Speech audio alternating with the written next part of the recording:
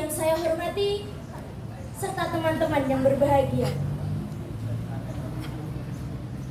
Di sini saya akan berkisah Nabi Nuh dan bahteranya. Semenjak Nabi alaihissalam wafat, anak dan cucu Adam senantiasa menyembah Allah dan tidak menyekutukannya dengan siapapun.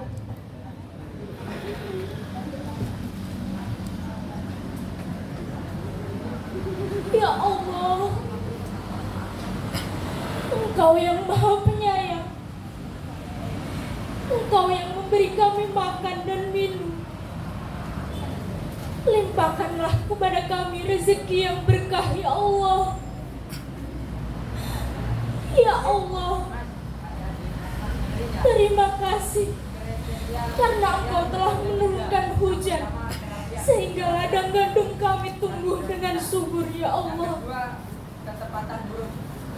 Maha suci Engkau yang Maha Pengasih lagi Maha Penyayang.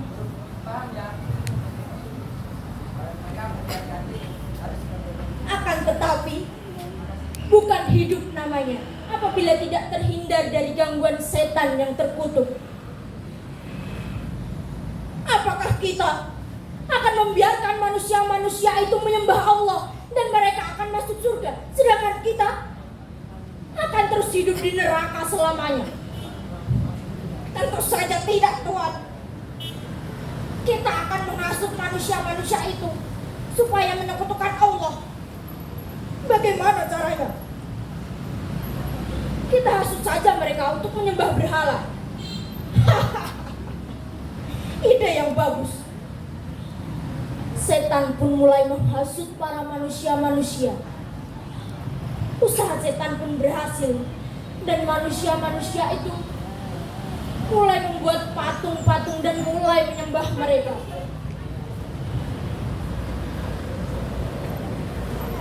Wahai Tuhan, berikanlah kami rezeki yang banyak. Datanglah Nabi Nuh dan berkata, keterlaluan sekali mereka. Bukankah Allah yang menciptakan mereka? Mengapa mereka menyembah dan meminta kepada patung yang mereka buat sendiri? Wahai kaumku, berhentilah menyembah berhala dan bertaubatlah kepada Allah Subhanahu wa Ta'ala. Hei Nuh, siapa kau? Kami telah melakukannya ini secara turun-temurun dan ini telah dilakukan oleh kedua orang tua kami sejak dulu. Apa urusanmu sehingga melarang kami untuk melakukan ini? Aku adalah Nabi utusan Allah. Bagaimana Allah mengutus orang miskin sepertimu menjadi utusannya? Allah pun murka dan mendatangkan azab kepada orang-orang kafir tersebut. Allah mendatangkan kemarau yang sangat panjang. Sungai-sungai kering, tanaman dan hewan pun mati kekeringan. Stok makanan mereka pun habis. Bagaimana ini? Hujan tidak turun-turun, stok makanan pun habis. Jangankan untuk mengharap panen, satu pun dari tanaman kita saja tidak ada yang hidup. Mungkin kita kurang untuk menyembah pada tuan-tuan itu. Benar sekali katamu. Mari kita terus untuk menyembah dan meminta supaya diturunkan hujan.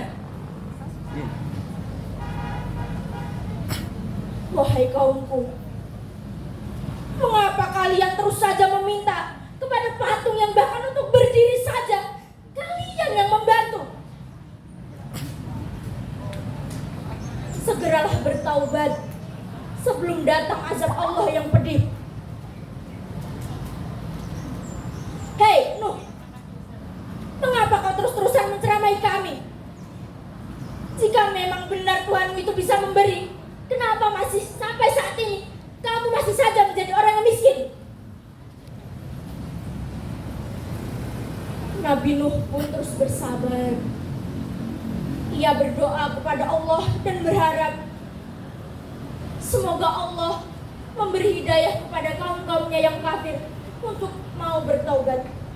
Hingga pada akhirnya datanglah utusan dari Allah yang mengatakan bahwa tidak ada lagi satupun dari kaumnya yang akan mengikuti beliau kecuali orang-orang yang beriman dan yang mengikuti beliau selama ini. Wahai Tuanku, wahai utusan Allah, bukankah Allah sudah mengatakan padamu, bila sudah tidak ada lagi yang mau menyembahmu kecuali orang-orang yang beriman, bahkan anakmu saja tidak mau mengikuti ajaranmu. Benar sekali katamu. Tapi aku tetap berharap supaya mereka mau menyembah Allah dan bertaubat. Wahai kaumku, hentikanlah apa yang kalian lakukan. Bertaubatlah kepada Allah. Hei ayah, apabila kau tidak suka dengan apa yang kami lakukan, tinggalkanlah saja kami. Pergi dari sini. Allah pun murka.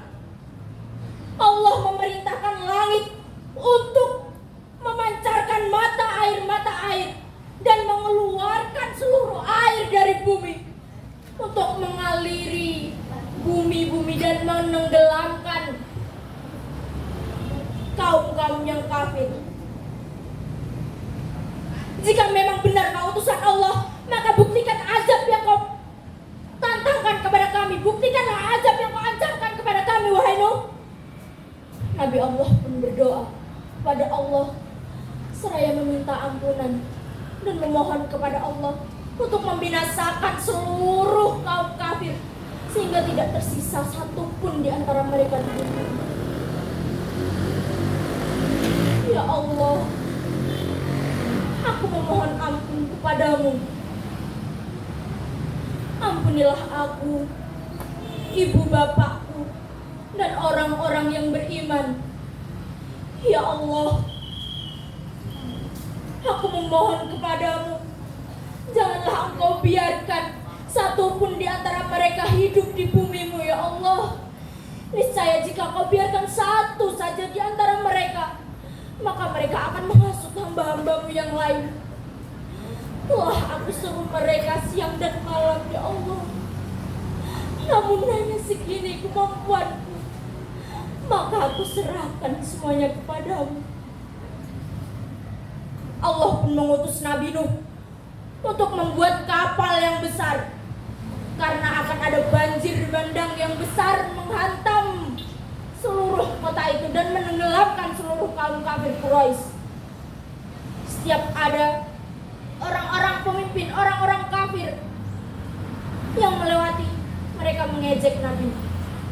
Hei Nuh, apa yang kau lakukan? Sejak kapan kau menjadi tukang kayu seperti ini?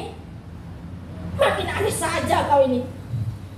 Mana mungkin kapal itu akan berlayar di padang pasir, atau dia akan menaiki gunung, atau kau dan pengikutmu itu akan memikul kapal itu sampai ke laut yang jauh di sana. Sungguh gila kau ini.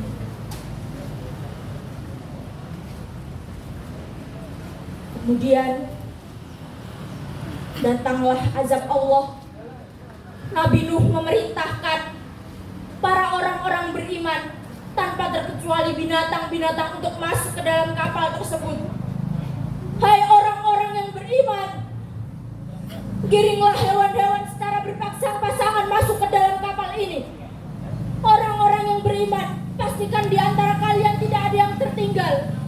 Seluruh perempuan dan anak-anak silahkan masuk. Orang-orang beriman pun masuk ke dalam kapal tersebut secara berbondong-bondong sambil mengucapkan takbir, Allahu Akbar, Allahu Akbar.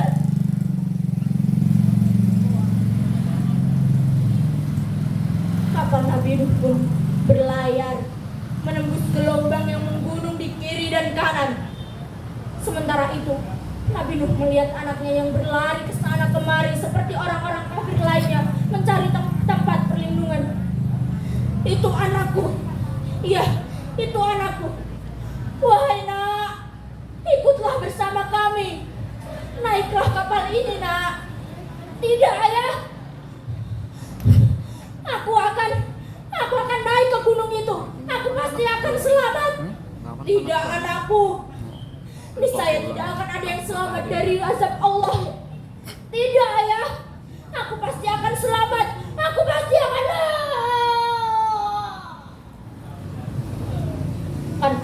jatuh dan tenggelam bersama orang-orang kafir ke dalam banjir itu. Maha suci Allah yang telah menyelamatkan kita semua. Selama 6 bulan kapal itu pun berlayar, hingga pada akhirnya banjir pun surut. Orang-orang beriman pun bersyukur kepada Allah karena mereka semua selamat dari bencana Allah. 2 menit lagi.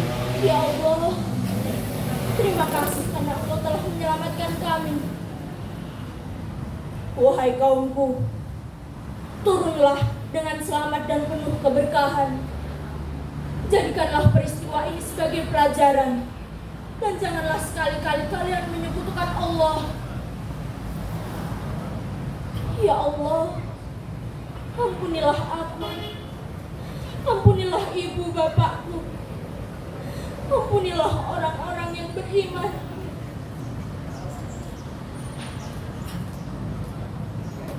Sekian cerita dari saya. Apabila ada kurangnya, saya mohon maaf. Wassalamualaikum warahmatullahi wabarakatuh.